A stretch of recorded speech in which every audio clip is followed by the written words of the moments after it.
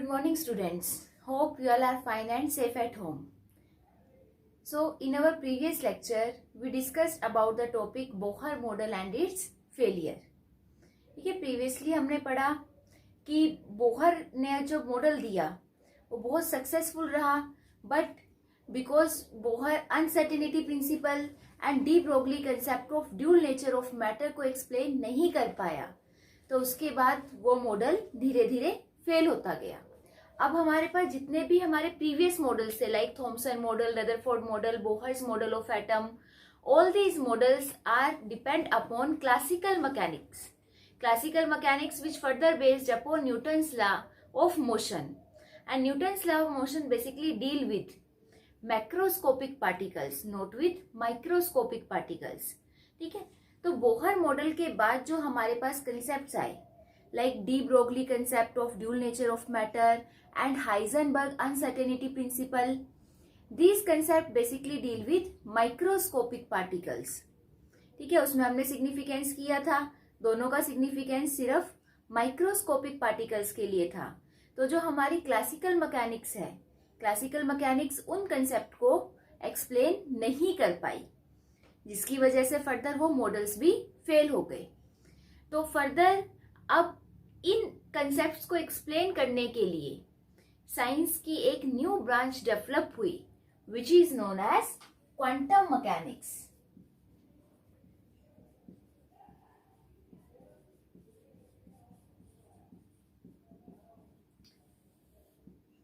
And this branch of science deals with the microscopic particles. Clear है ये?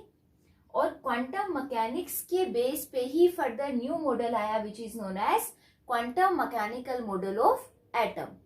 So today we are going to study about quantum mechanical model of atom. Quantum mechanical model हमारा based है quantum mechanics पे, and the quantum mechanics developed by the scientist Erwin Schrödinger.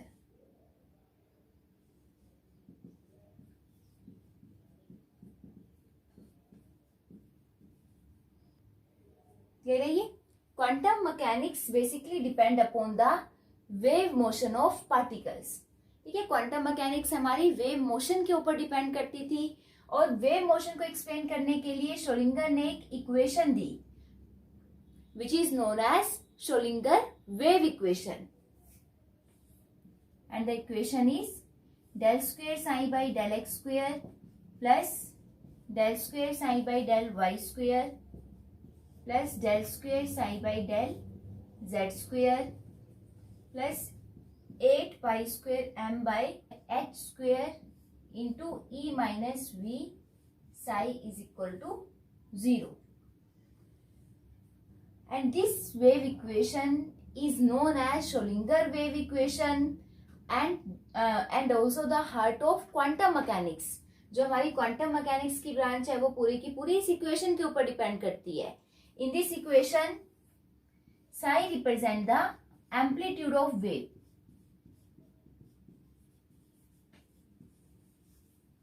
Associated with particles.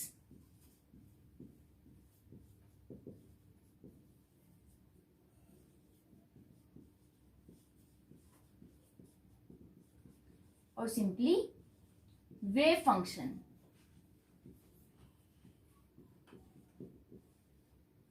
Y, Z are coordinates in different axes.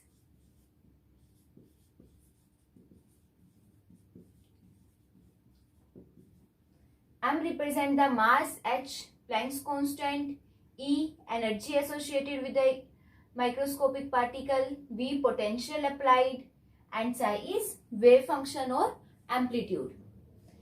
And the del square psi by del x square, it represents the double derivative of wave function with respect to x-axis.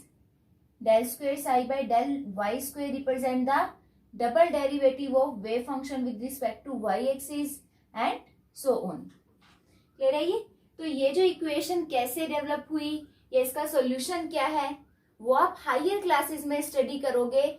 यहाँ पे just आपको ये ध्यान रखना है कि जो quantum mechanics है, quantum mechanics is developed by the scientist Schrodinger, which further depend upon its wave equation. Clear है ये? तो वेव इक्वेशन यहाँ पे एनर्जी और वेव फंक्शन की वैल्यू कैलकुलेट करने के लिए श्रोडिंगर ने इसका एक सिंपल सॉल्यूशन दिया which is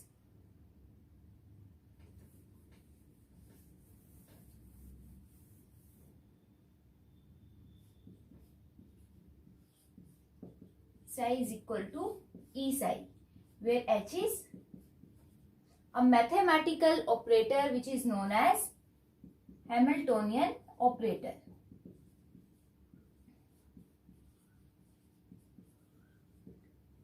E is the quantized energy related to the electron. Clear है ये? तो फर्दर अब हमारे पास जो हमारी वेव इक्वेशन है, वेव इक्वेशन में जो मेन पॉइंट है that is psi, psi which represent the amplitude of wave. तो अब जो psi का मेन सिग्निफिकेंस क्या होगा, अब हमें पता है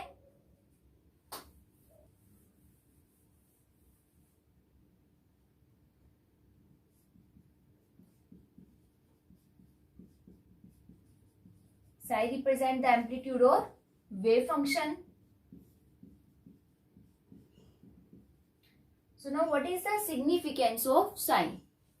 We know waves इस फॉर्म में ट्रेवल करेंगी तो एम्पलीट्यूड क्या होगा, height of crest and depth of trough is known as amplitude. अगर आप लाइट के केस में लेते हैं, लाइट के केस में एक एम्पलीट्यूड का ऐसा कोई भी सिग्निफिकेंस नहीं है, लेकिन जब आप एम्पलीट्यूड का स्क्वायर करते हो, square of amplitude is equal to intensity. तो इंटेंसिटी की वैल्यू से आपको पता चलेगा कि लाइट कितनी इंटेंस है. Amplitude square is equal to intensity. तो इंटेंसिटी की वैल्यू का मेन अपना सिग्निफिकेंस होगा. Amplitude has no significance. Similarly in case of wave, psi का एज सच कोई भी सिग्निफिकेंस नहीं है. Wave function itself has no significance, कोई भी फिजिकल सिग्निफिकेंस नहीं है. बट जब आप उसका स्क्वायर करोगे, square of wave function represent the intensity of wave associated with particles. ठीक है, तो साई स्क्वायर हमें इंटेंसिटी के बारे में बताएगा और इंटेंसिटी से आपको पता चलेगा कि न्यूक्लियस के अराउंड इलेक्ट्रॉन को फाइंड आउट करने की प्रोबेबिलिटी कहाँ कहाँ पे मैक्सिमम है. ठीक है, तो psi square tells us about the probability of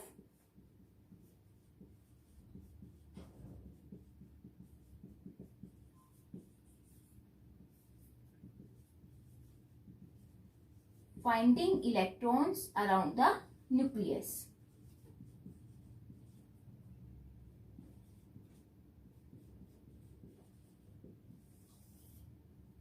clear है? तो यहाँ पे एक ये क्वेश्चन बनता है, what are the physical significance of wave function. तो सिंपल आंसर आएगा, wave function itself has no significance but its square represent the probability of finding electron around the nucleus. ठीक है, और it tells us about electron density. Electron density वही probability हो जाएगी electrons की. Clear है ये?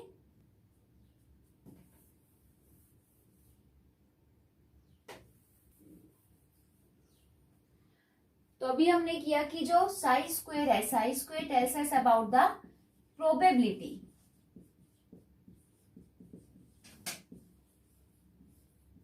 Of finding electron around the nucleus.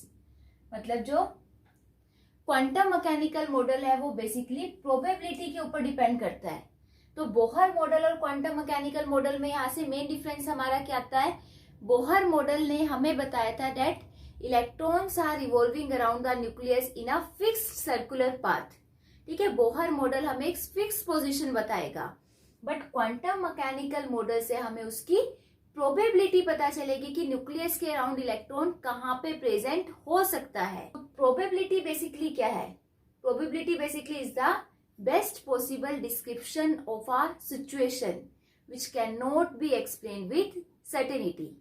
ठीक है, किसी भी सिचुएशन को जब आप पॉसिबल वे में एक्सप्लेन कर पा रहे हो जिसका एक एग्जैक्ट हमें नहीं पता, दैट इज प्रोबेबिलिटी. लाइक अगर we can say that if today is a cloudy day, so we can say that maybe it's rain today, but 100% rain होगी ही होगी. We are not sure about it. Clear है ये? तो probability में हम ये कह सकते हैं कि यहाँ पे इलेक्ट्रॉन प्रेजेंट हो सकता है, बट होगा ही होगा, हम उसके रिगार्डिंग श्योर नहीं है. तो साई स्क्वायर हमें, तो क्वांटम मैकेनिकल मॉडल से हमें प्रोबेबिलिटी का पता चलेगा, नॉट इट्स एग्जैक्ट पोजीशन. और प्रोबेबिलिटी को एक्सप्लेन करने के लिए एक सिंपल एक्सपेरिमेंट किया गया कि we know atom contain nucleus in the center and nucleus carry positive charge and we know electron carry negative charge. अब न्यूक्लियस पे पॉजिटिव चार्ज है, इलेक्ट्रॉन पे नेगेटिव चार्ज, दोनों पॉजिटिवली चार्ज पार्टिकल्स हैं. Opposite charges are attract each other, तो उनके बीच में forces, अब अपोजिट चार्जेस में डिस्टेंस जितना कम होगा उनके बीच में फोर्सेस ऑफ अट्रैक्शन उतनी ही ज्यादा हाई होंगी. तो हम ये कह सकते हैं कि जो इलेक्ट्रॉन को फाइंड आउट करने की प्रोबेबिलिटी है वो न्यूक्लियस के आसपास मैक्सिमम होगी. और इलेक्ट्रॉन को अगर आप डॉट से रिप्रेजेंट करते हैं,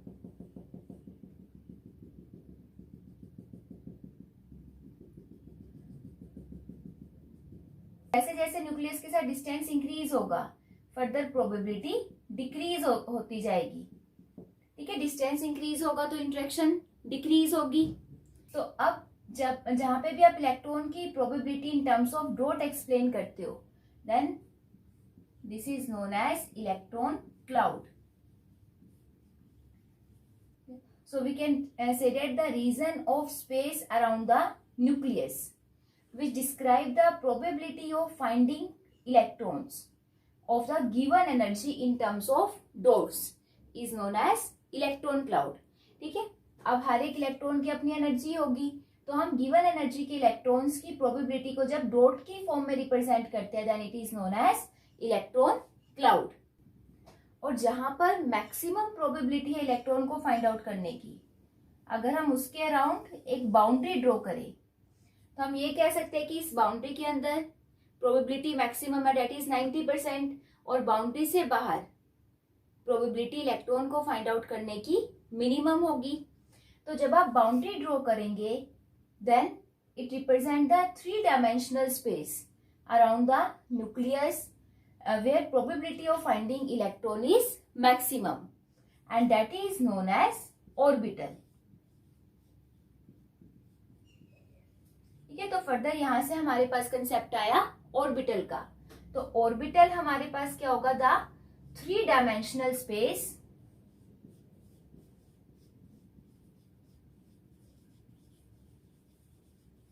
around the nucleus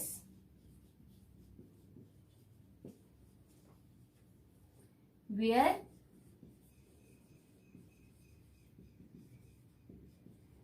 probability of finding electrons are maximum. Maximum मतलब अराउंड 90%. ठीक है, तो अब बोहर ने हमें कंसेप्ट दिया था ऑर्बिट का. ऑर्बिट में क्या था, orbit is a path around the nucleus in which electron revolve in a with their fixed energy. ठीक है, तो ये ऑर्बिट और ऑर्बिटल हमें उस स्पेस के बारे में बताएगा जहां पे इलेक्ट्रॉन को फाइंड आउट करने की प्रोबेबिलिटी मैक्सिमम है. So now let's discuss what are the main difference between orbit and orbital.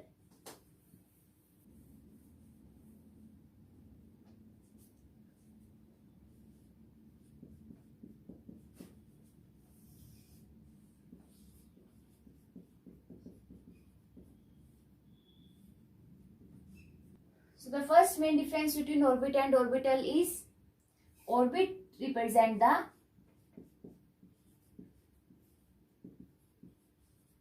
well-defined circular path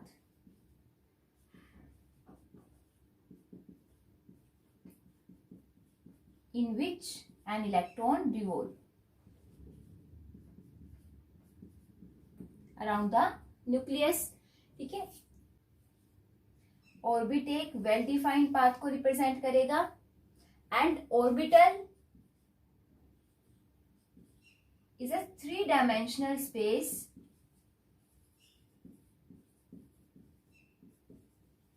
around the nucleus.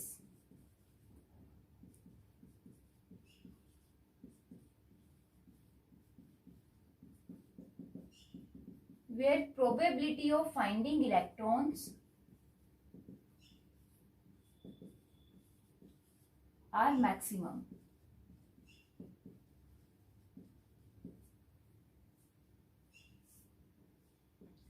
अब ऑर्बिट एक वेल डिफाइंड पाथ को रिप्रेजेंट कर रहा है, तो it represent the planar motion of electron and orbital represent the 3-dimensional motion of electron. Now orbit represent the planar motion of electron, so shape of orbit is always circular.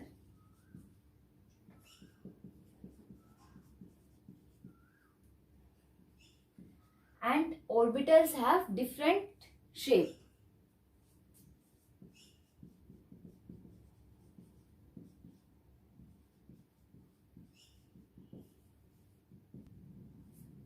तो orbitals basically different wave function को represent करते हैं, तो different wave functions के according orbital की size, shape, direction भी different होगी। और जो शेप्स है वो हम नेक्स्ट टॉपिक्स में डिस्कस करेंगे, like S orbital have spherical shape, P orbital have dumbbell shape etcetera.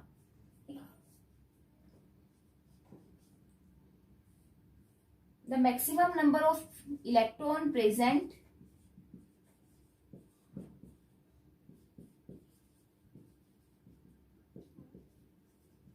in an orbit is 2n square, ठीक है। और एक ऑर्बिट में मैक्सिमम 2n स्क्वेयर के equal number of electrons present हो सकते हैं, where n represent the number of orbit. अगर फर्स्ट ऑर्बिट में है तो n इज इक्वल टू 1, तो first orbit contain only 2 electron. Second orbit के लिए n इज इक्वल टू 2, तो second orbit contain 8 electrons and so on. और एक ऑर्बिटल में हमेशा मैक्सिमम इलेक्ट्रॉन 2 ही प्रेजेंट होंगे, 2 से ज्यादा एक ऑर्बिटल में इलेक्ट्रॉन प्रेजेंट नहीं हो सकते।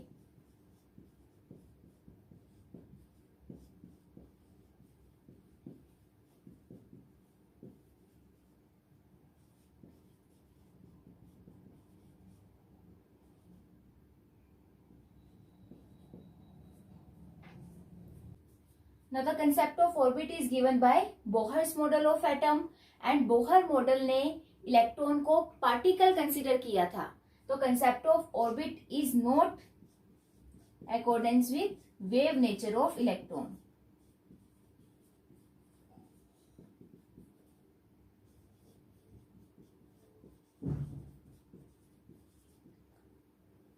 और not associated with the wave nature, but concept of orbital is according to wave nature of electron.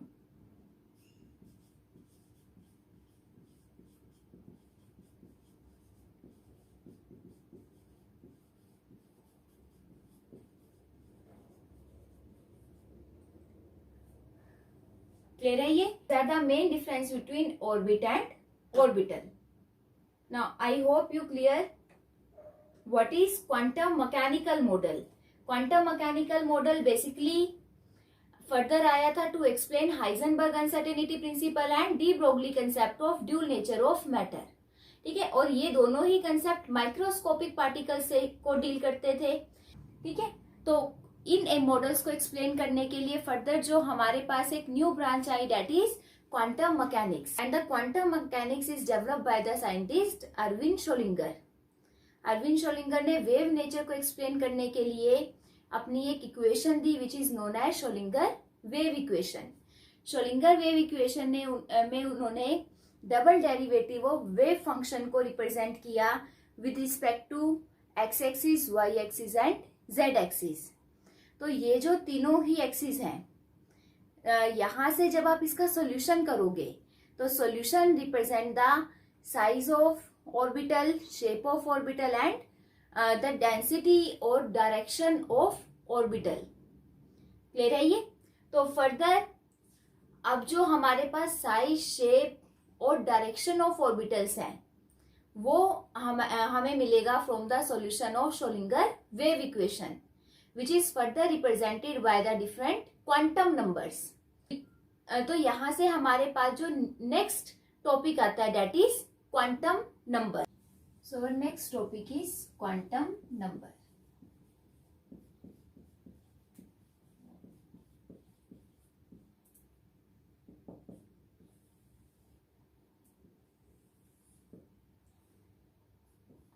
Is most important topic.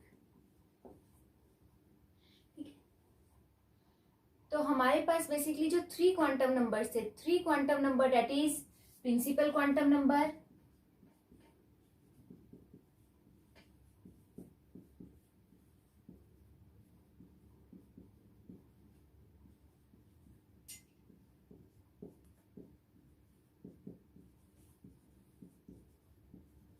azimuthal quantum number and magnetic quantum number.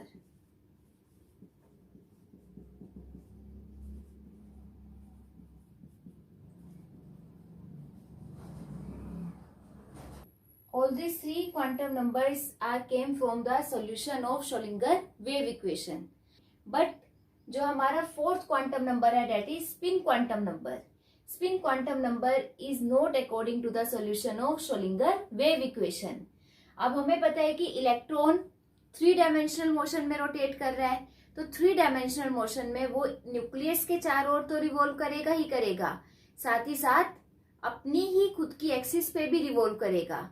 तो अपनी axis में वो किस direction में रिवॉल्व कर रहा है उसको रिप्रेजेंट करने के लिए जो हमारा 4th क्वांटम नंबर आया that is spin quantum number.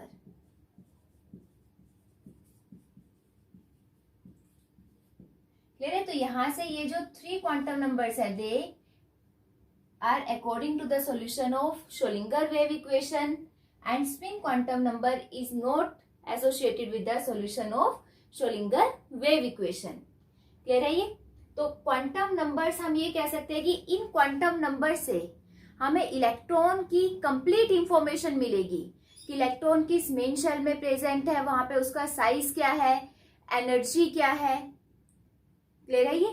तो quantum numbers are basically the set of 4 different numbers which gives us complete information of an electron present in an atom that is known as quantum number. तो quantum number की definition क्या हो जाएगी? Quantum numbers are set of 4 numbers which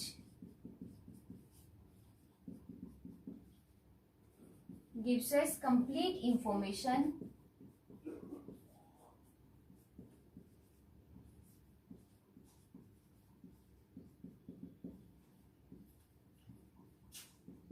about an electron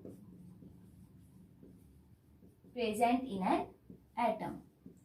एक atom में जो electron की complete information हमें प्रोवाइड करेंगे और इसकी information that is size, shape, energy,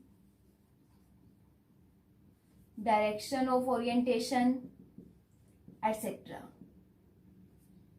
ठीक है? Those 4 numbers are known as quantum number.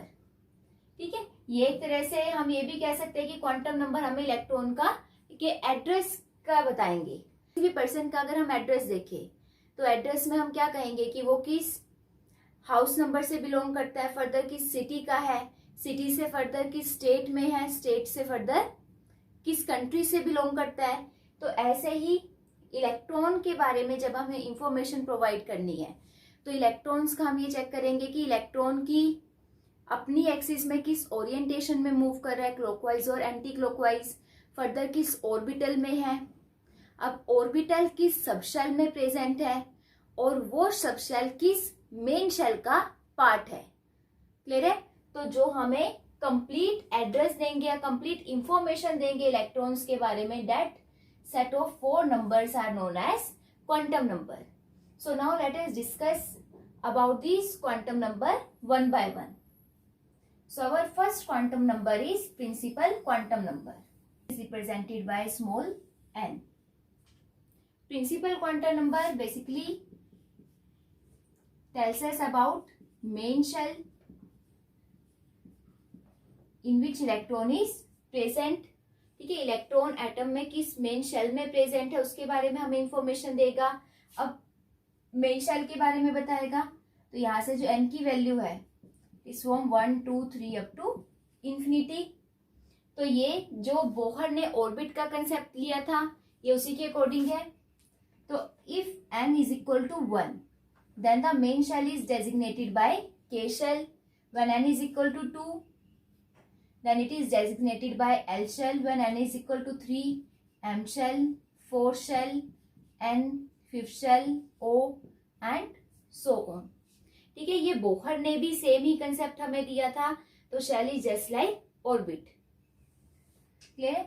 अब मेन शेल के बाद further it represent the energy of electron present in that shell. अब उस शेल में इलेक्ट्रॉन की एनर्जी क्या है.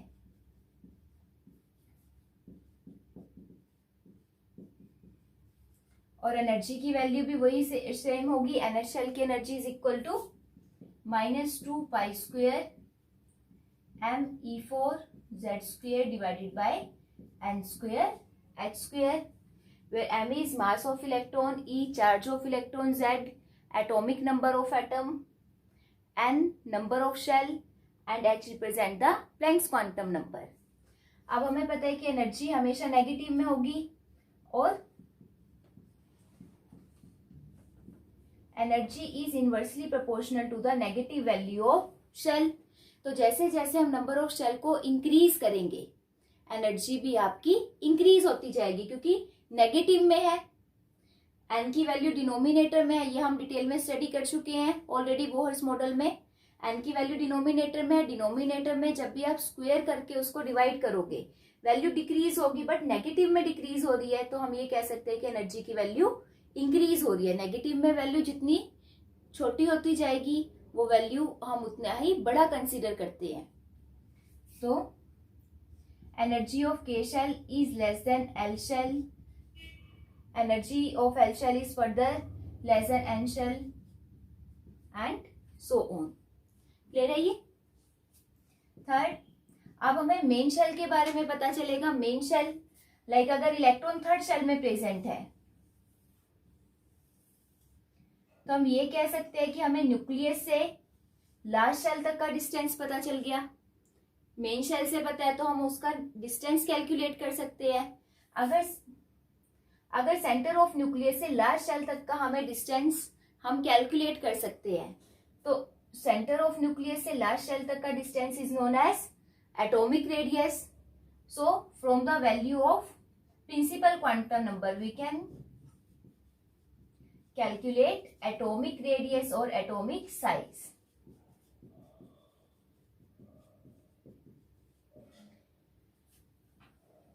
क्लियर है ये. तो principal shell basically tells us about main shell of an electron, energy of electron and atomic radius. So next quantum number is angular quantum number और सेकेंडरी क्वांटम नंबर और azimuthal quantum number and it is represented by small L.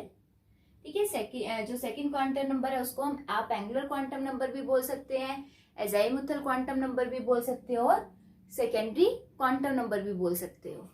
Further अब जो हमारा angular और secondary quantum number है इसने हमें concept दिया सब शेल्स का. अब जो डिफरेंट इलेक्ट्रॉन्स प्रेजेंट है मेन शेल में, all these electrons are move with different energy in different direction. ठीक है. मेन शेल में जो इलेक्ट्रॉन्स है वो डिफरेंट एनर्जी और डिफरेंट डायरेक्शन में मूव करेंगे. तो अगर वो डिफरेंट डायरेक्शन में मूव करेंगे तो further shells are divided into their subshells. तो जो हमारी मेन शेल है वो फर्दर फाइन लाइंस में डिवाइड होंगी which is known as subshells. तो अब उन सबशेल की जो इंफॉर्मेशन है वो हमें पता चलेगी फ्रॉम अज़ीमुथल और angular quantum number and from the given value of main shell that is N.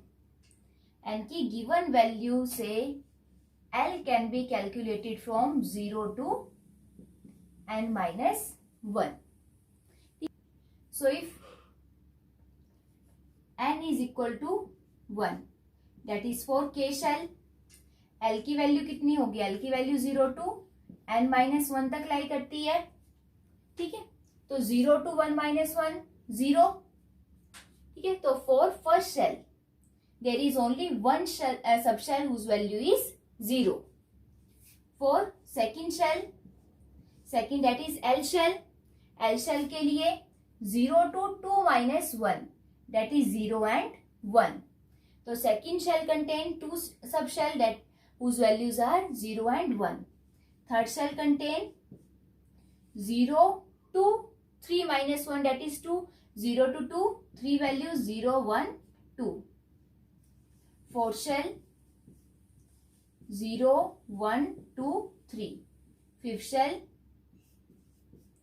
0, 1, 2, 3, 4. Clear है ये? n की गिवन वैल्यू के लिए l की जो वैल्यूज है वो 0 to n-1 तक लाई करेगी. तो यहाँ पे अगर फर्स्ट शेल है, first shell contain only one sub shell that whose value is 0. Second shell contain two sub shells 0 and 1. Third shell contain 3 sub shell. Fourth shell contain 4 sub shells and fifth shell contain 5 sub shells. और जैसे हमने shells को designate किया था further KLMNOP में, further हम subshells की value से उनकी भी डेजिग्नेशन करेंगे. तो अगर L की वैल्यू 0 है then it is designated as S subshell.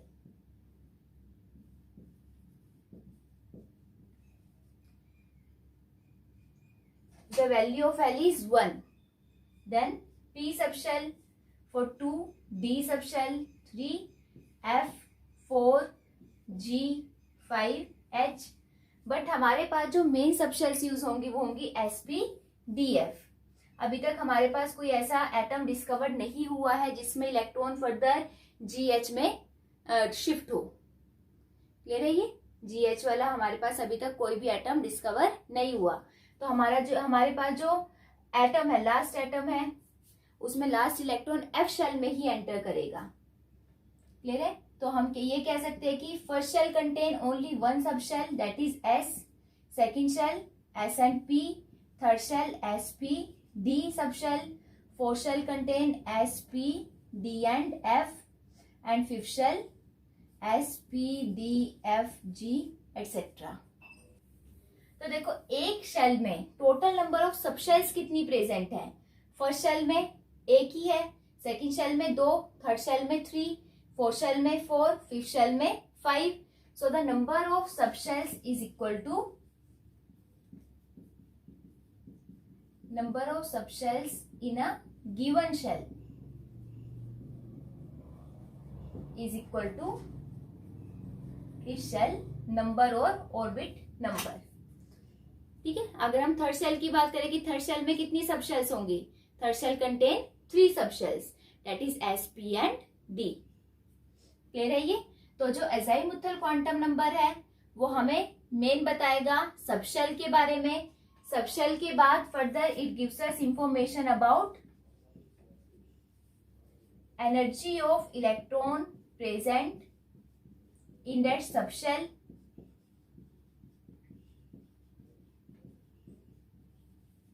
ठीक है, सबशेल में इलेक्ट्रॉन की एनर्जी क्या है and it tells us about the angular momentum of an electron. And value of angular momentum is equal to √ of L into L plus 1 h/2 where L represent the azimuthal quantum number. ठीक है, तो यहां से हमें angular momentum की value पता चलती है. That's why it is also known as angular quantum number. Clear है ये? Further third quantum number is magnetic quantum number.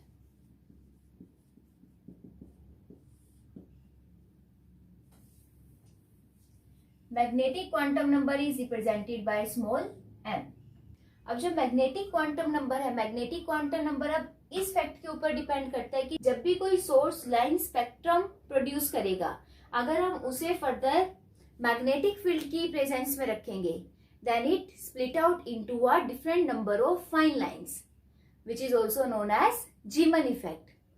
तो अगर आप किसी भी एटम को एक्सटर्नल मैग्नेटिक फील्ड की प्रेजेंस में रखोगे, तो जो इलेक्ट्रॉन उसके एक्सटर्नल मैग्नेटिक फील्ड की प्रेजेंस में आके फर्दर डिफरेंट ऑर्बिटल्स में स्प्लिट आउट हो जाएगा, डिफरेंट लाइंस में स्प्लिट आउट होगा।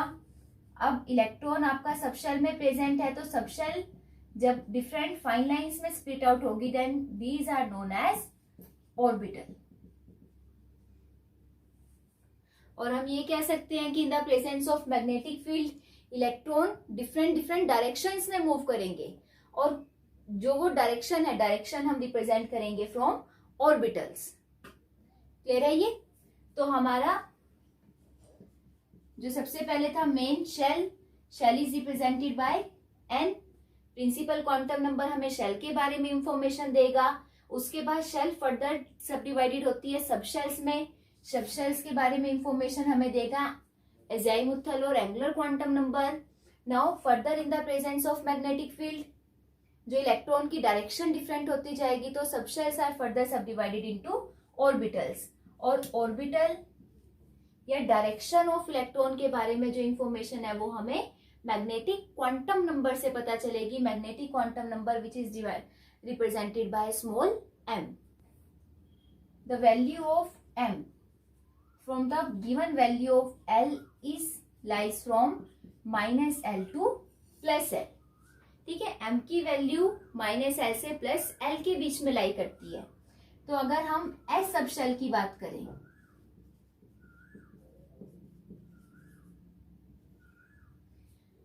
for S subshell value of L is 0।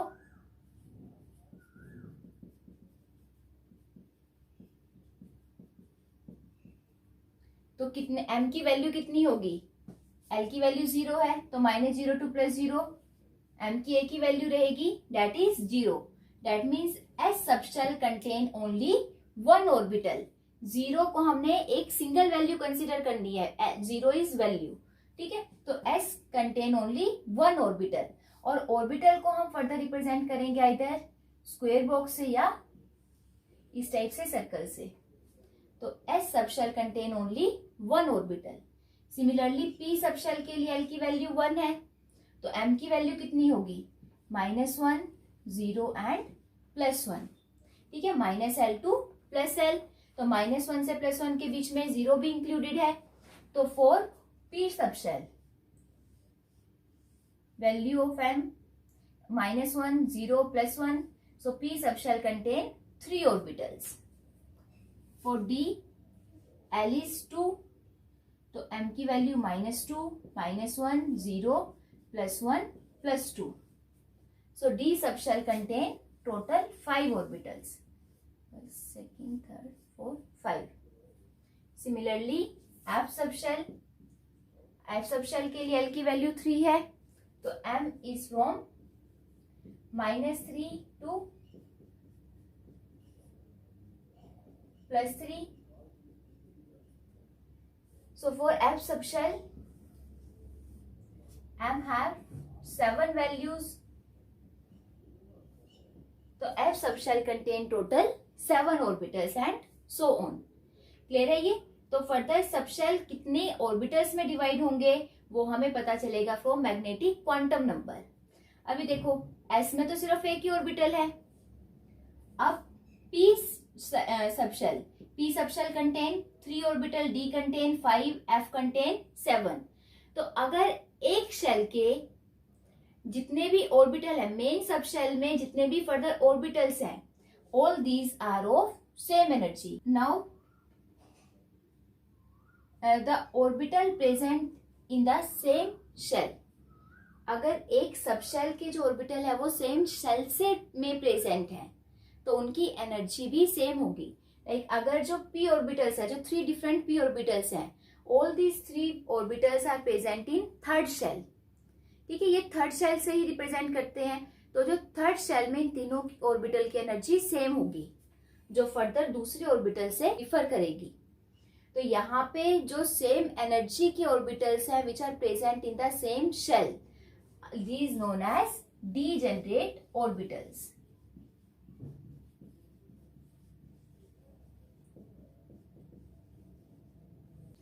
तो degenerate orbitals are orbitals of same subshell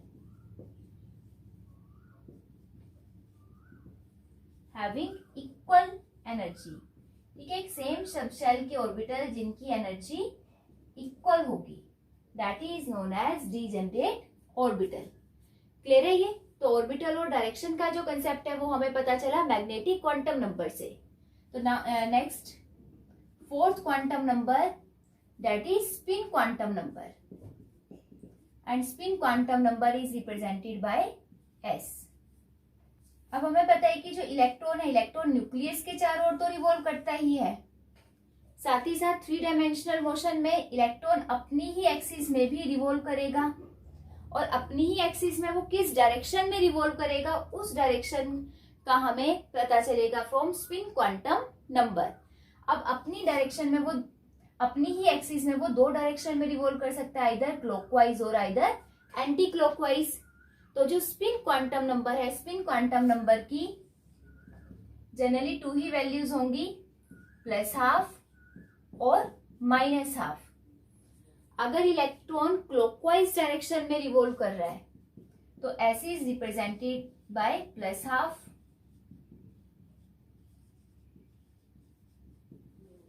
and if electron revolve in anti-clockwise direction, then the value of s is -12.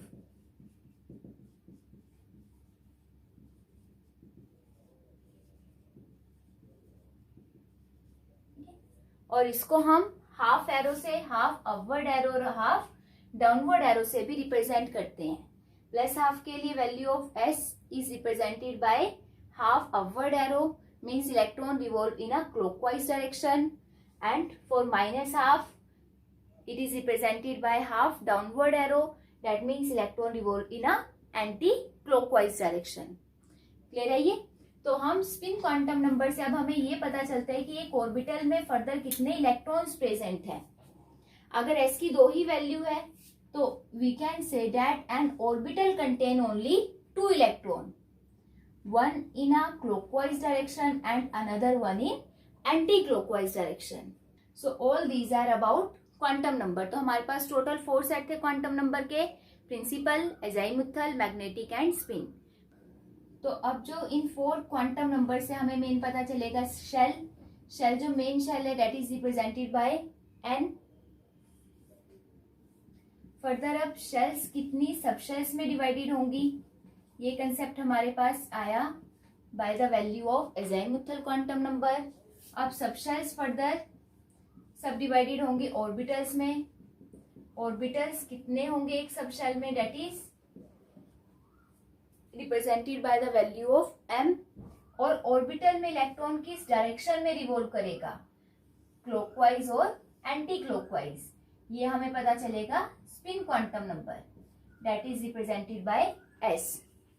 और from the given value of n, l की value 0 to n-1, and for given value of L, value of magnetic quantum number is from +-L to +L, और S की सिर्फ 2 ही values हो सकती हैं, ±12। Clear है ये? these are all about quantum number. बहुत इंपॉर्टेंट टॉपिक है, इसके बेस पे ही फर्दर इलेक्ट्रॉनिक कन्फिग्रेशन एटम की डिपेंड करती है। तो electronic configuration and rules for filling electronic configuration वो हम नेक्स्ट टॉपिक में करेंगे।